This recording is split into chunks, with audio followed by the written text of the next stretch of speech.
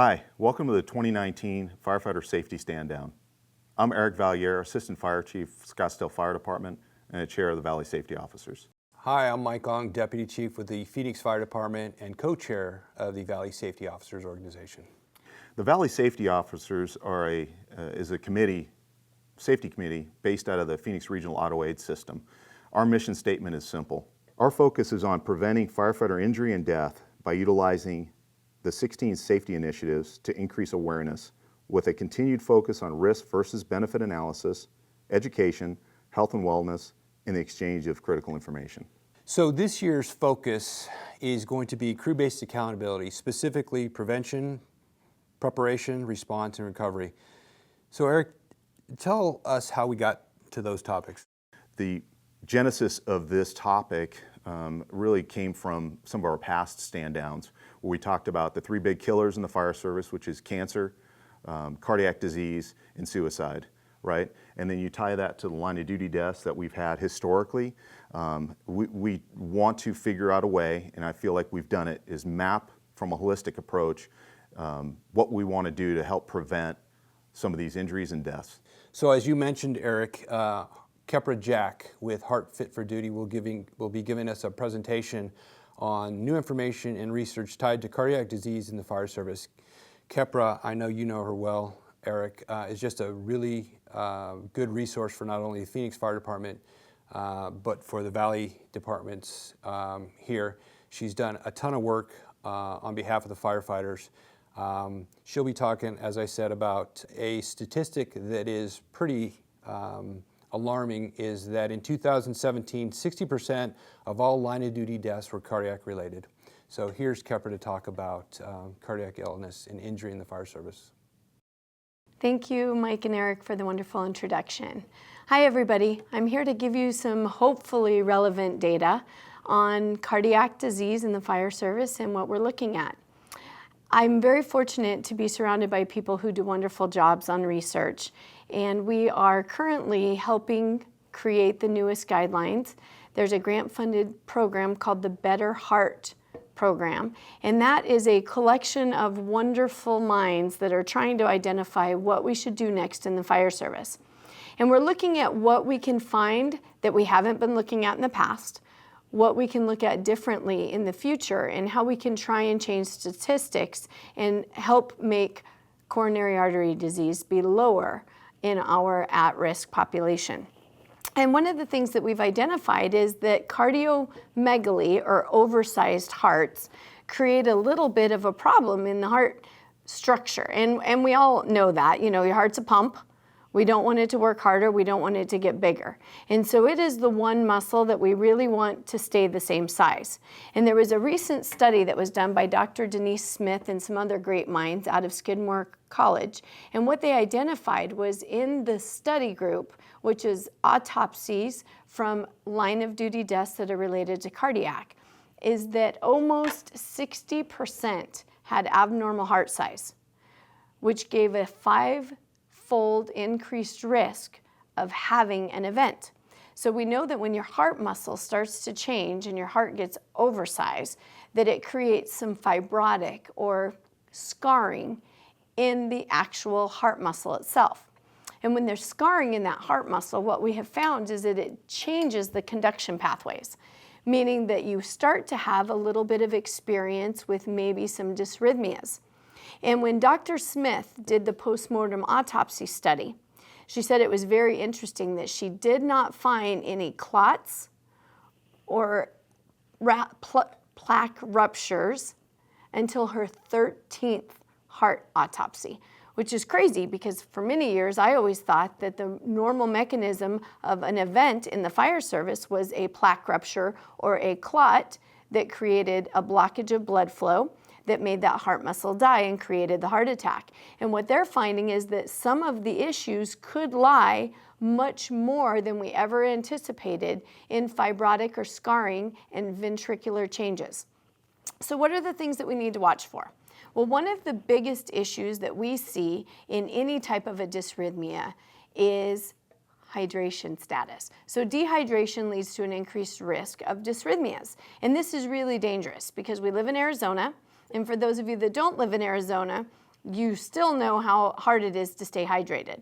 And for firefighters, it's even harder, I think, than the average population. So hydration status is very important. One of the other things that leads to that thickening in that heart muscle is blood pressure.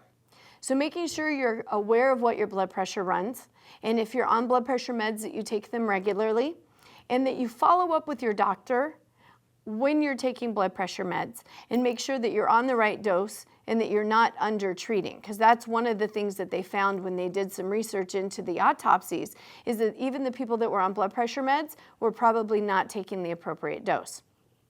Some of the other things, energy drinks. Energy drinks cause a change, or could cause a change to the electrical conduction pathways in the heart, and also helps increase dehydration status. The other one is sleep apnea. So if you know that you snore, or that you have any type of sleep issues besides not getting enough, which unfortunately is throughout the fire service, we need to try and capitalize on that sleep that you're getting and make sure it's quality sleep, and that you don't have a big portion of your sleep that's interrupted because of sleep apnea. And how to watch for that? If you wake up and you're having kind of gasping breaths, if your wife hits you and elbows you, or your partner elbows you and says, hey, roll over, you're not breathing well. Those are things that we need to watch for. And a lot of people tell me, I don't want to wear a sleep mask, and I understand that. There's a lot of different tools out there. You don't always have to wear a sleep mask. There's some dental devices that are both inexpensive and very user-friendly that can help change that pressure in your chest cavity when you're sleeping, and will decrease the risk of changing that pressure and strangling that heart muscle, which is what we see happens a lot with sleep apnea. So hydration status, blood pressure, sleep apnea, all big things. Watching energy drinks and pre-workout, another big one. Now, what else do you guys need to do to make sure that you're staying on top of your cardiovascular risk factors? Well, the best thing you can do is go to your regular doctor in addition to your annual physical. Now, annual physicals are really important, and a lot of you don't know, but when we wrote for the cardiac presumptive laws in the state of Arizona, they were tied to both your pre-employment physical and to an annual physical. Now, the NFPA guidelines give you 12 months plus or minus 3 months.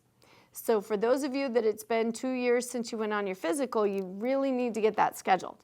Your NFPA or equivalent is what the terminology says in the presumptive law, needs to be completed every year plus or minus 3. So the most you should really ever be going without a physical is 15 months. If you guys have questions about that, we are happy to answer them, as well as your union. So make sure that you query that if you have any questions or concerns. Now, your primary care relationship is also very important. And they need to be looking at lots of different things. And some of those things that you really don't want maybe included on your occupational medical record. But they need to be looking at your cholesterol every 6 months. So your occupational physical counts as one, and then we want you to go at 6 months and have your primary care also look at your cholesterol. We want them to look at your blood sugars. We want them to look at your waist circumference and your body fat. Also blood pressure. We talked about that being really important. So those things should be included in your primary care visit that you're attending every 6 months past your physical. So at least make sure you're going every year. Some of the questions I get is cancer information and what's out there for cancer. Right now, there's not a magic test for cancer. We really wish that there was. Cancer in the fire service is a very large concern. And having a husband on the department, it concerns me as well. But I will tell you that we are constantly evaluating what's out there. There's a lot of great minds continually scrutinizing what's been made available through marketing. And we see lots of information out there. Hey, send your bag of breath or your hood to the dog, and the cancer sniffing dog will tell you what kind of cancer you have. And hey, you can order this lab test and maybe go in here for this genetic test. And I'll just tell you to make sure you're educated. Make sure you're educated about what genetic tests might mean for your presumptive coverage. Make sure you're educated on what you can do with that information. So you get a cancer sniffing dog to sniff your mask or your hood, and it comes back. And then what? You take it to your primary care doctor and say, hey, a dog sniffed my hood and said that I might have cancer. And your doctor looks at you and says, I have no idea where to start. So try not to get caught up in any gimmicks. Make sure you do your own research and that you come up with what you think is important. Now, the other thing is, don't ignore what you should be getting done. All of you should be going to the dermatologist regularly to have a full over, what I call a monkey test. I want them to look at you like monkey moms look at monkey babies. And I want them to move armpit hair, and they need to go through your scalp, and they need to look at discolorations and funny looking moles and ask you questions. And you need to make sure you're reporting anything that you're concerned about. Make sure you're getting your colonoscopy every year at the age of 50, and make sure that you're going back following their recommendations. If they find something and they want you back in 3 years, just go. The prep is the worst part, I promise. You get to sleep the whole time and wake up and it's over. If you're a female, make sure you're doing your breast exams. Make sure you're going in for your female exams and that you're getting those tests done on the regular basis. It's very important. Please don't ignore your health. Make sure you're making it a priority. We are watching out for you the best that we can. Your occupational providers are doing the best that they can with the information that they're given. But you are the one who's in charge. You know what your body's telling you. You know when you're not feeling well. And we really need to try and get that done. What are some of the tests that we could look at for cardiac and what's coming up? Well, there's a lot of great minds working on that project right now. NFPA comes out with guidelines, and this Better Heart program is going to try and give recommendations to NFPA. Hopefully they'll be adopted in the next revision. Some of the things that we're looking at are CT calcium scoring. CT calcium scoring is a way for us to identify calcified plaque in the coronaries. It's an easy exam. It's a CT scan. You don't have to get an IV. You don't have to drink anything weird. Doesn't take very long.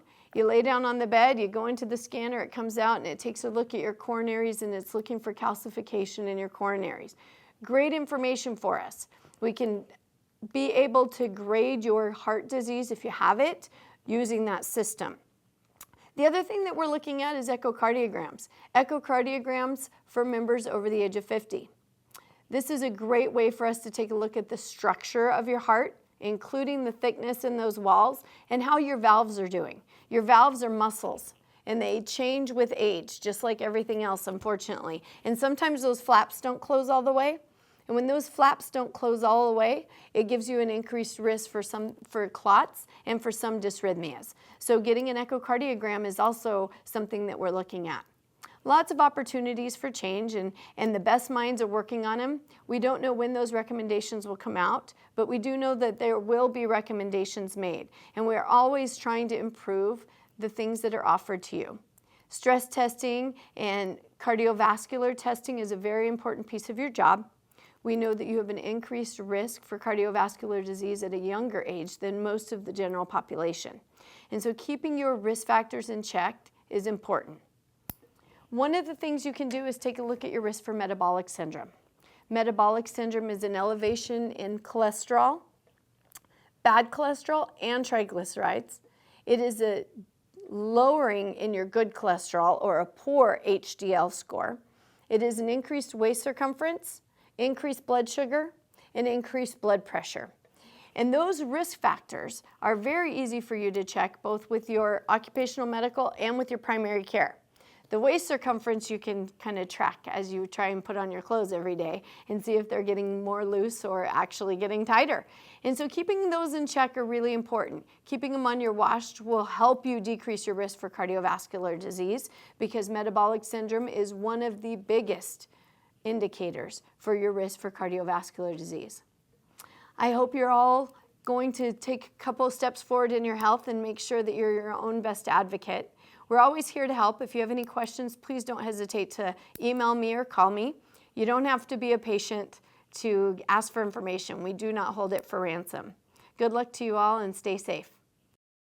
Thank you so much, Kepra. That information's so important for us to hear. I appreciate everything you've done and are doing in the fire service from the NFPA 1500 committee and what you're doing really across the country, not only just in the Valley, tied to firefighter health and wellness. You know, this roadmap, this holistic approach to crew-based accountability is so important. It really is everybody's responsibility to manage their condition or assist in their crew members' condition to be successful on the call. Mike, let's walk through what this crew-based accountability piece is for us in detail and explain the system to them. Sure. So the first thing is prevention, right? How can we prevent, if at all possible, Well, we can prevent it through our training.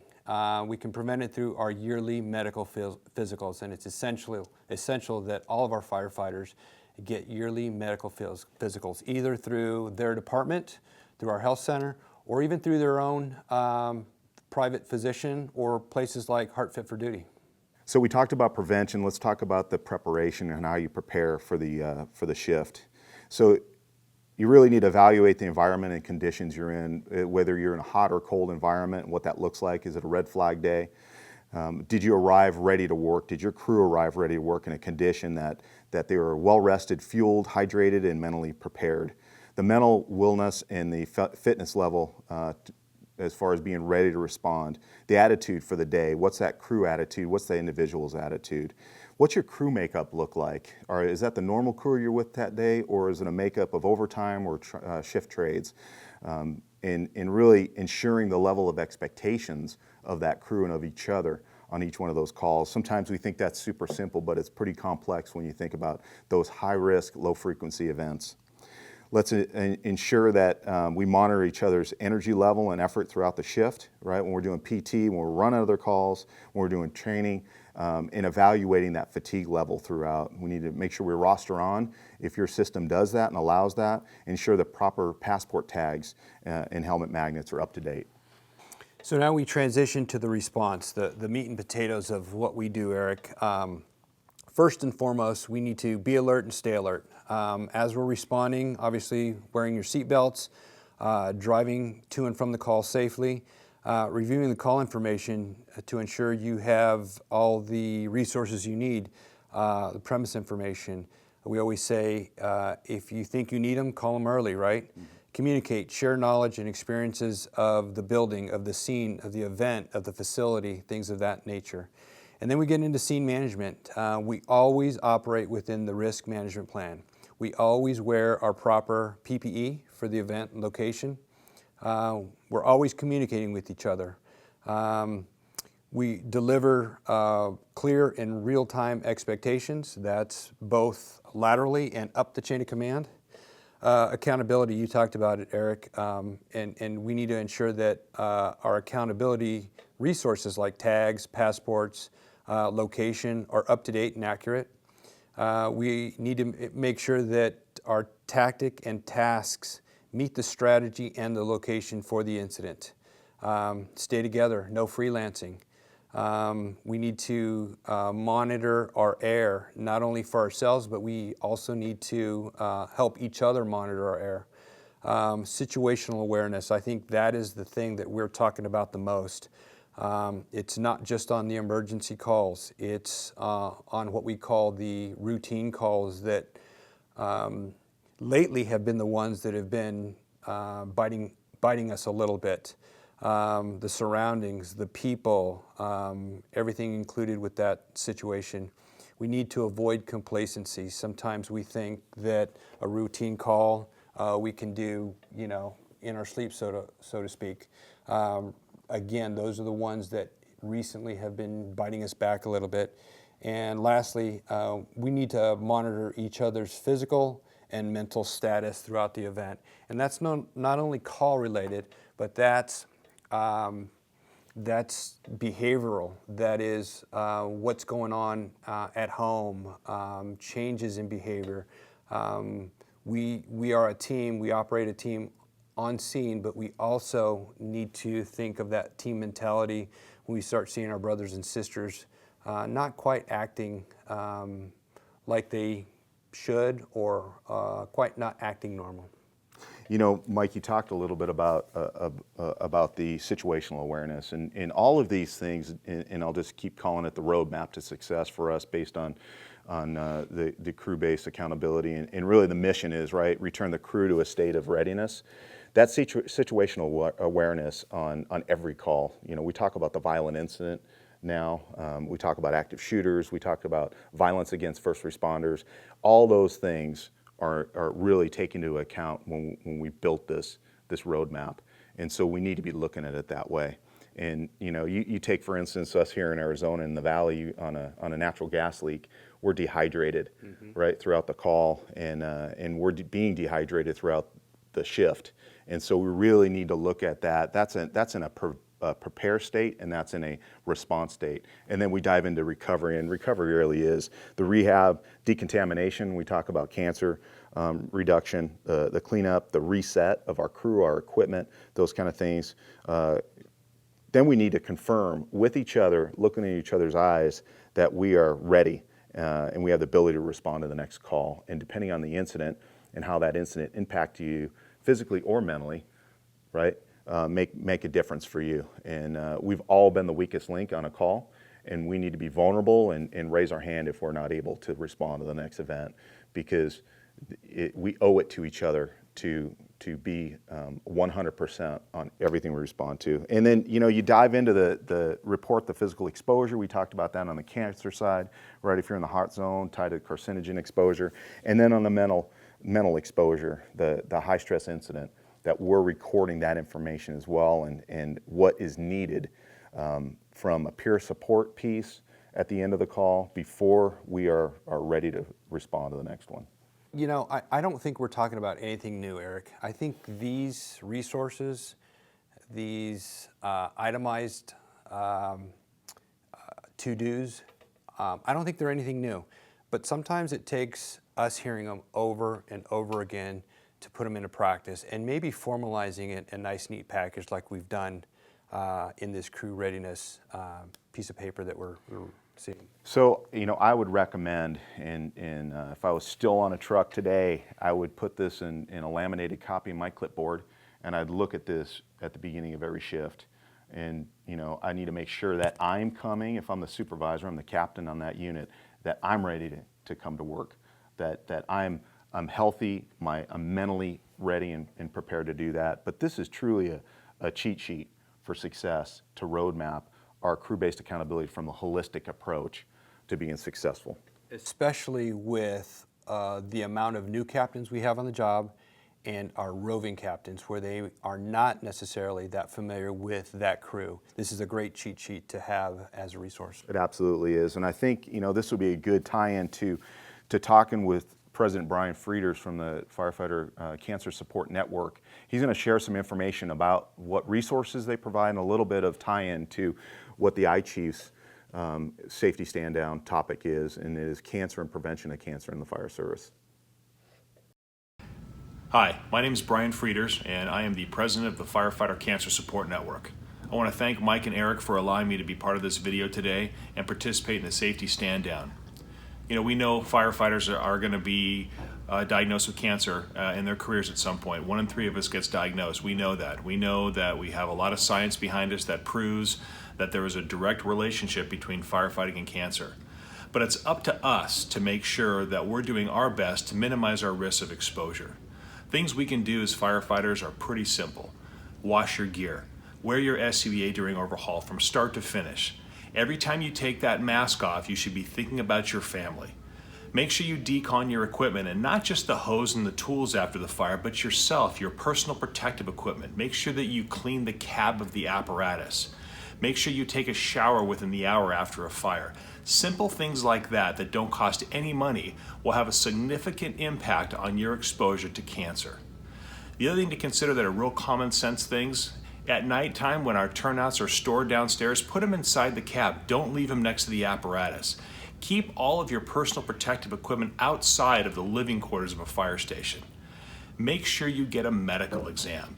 Anybody that's not getting a medical exam at least once a year is out of their mind. All you're doing is putting yourself in a bad position. Cancer prevention is a personal responsibility that every firefighter has to have, from chief down to rookie firefighter. It's your job to make sure that you're making sure that you're clean, you're wearing clean gear, and you're keeping your body clean. It's up to you. You'll make a tremendous difference.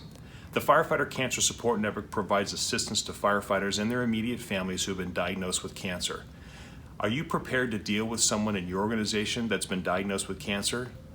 Do you know what to say? Do you know what to do? More importantly, do you know what not to say or do? This is something we need to be prepared for. This is something that you need to make sure that you're aware of so that when this happens, not if this happens, you can assist your firefighters in putting them on the journey to success. Ladies and gentlemen, this is not theoretical. This is reality. Firefighting and cancer go hand in hand. It's up to you to make sure you minimize your risk. Thank you. Hey, thanks a lot, Bryan. Really appreciate that information. You know, Bryan's been a really active member in the Firefighter Cancer Support Network. He's an active member in the Pasadena Fire Department. He's a deputy fire chief there. He's done a lot of great things for not only firefighters that are dealing with cancer, but their families, and that's a key component of our success. That you know, the crews are really a family-based unit, and we expand that to the family of the fire service across not only the Valley but across the country. So, Mike, if you can share some of the resources that the I-Chiefs will have this year. Yes. So the I-Chiefs topic for the 2019 Safety Stand Down is the best practices for preventing firefighter cancer. They've put together this nice one-pager, 11 best practices for preventing firefighter cancer. I am proud to say that not only Phoenix, but the Valley Safety Officers and our Valley departments that participate in the Valley Safety Officer Organization are participating in these 11. Things like double turnouts, hood exchange program, grows decon, things of that nature. We are practicing them and we are making a difference. We will have the link on this video if you wanted to download this cheat sheet, but that's what they're proposing. Perfect. So, you know, in closing, Mike, thank you as always. We make a great team. I feel like we're trying to do the best to really follow what the Valley Safety Officer's mission is. But I want to, you know, pay some extra thanks to Heart Fit for Duty, Firefighter Cancer Support Network, the National Fallen Firefighters Foundation, and the Everyone Goes Home program, and the Fire Department Safety Officers Association. All of those people in those organizations are key to the survivability of our firefighters, not only on duty, but after they retire. Absolutely. And if you need any information from us, here's our email address, and we'll be happy to answer or provide you with any resources that we've talked about today. Thank you, and stay safe. Thank you.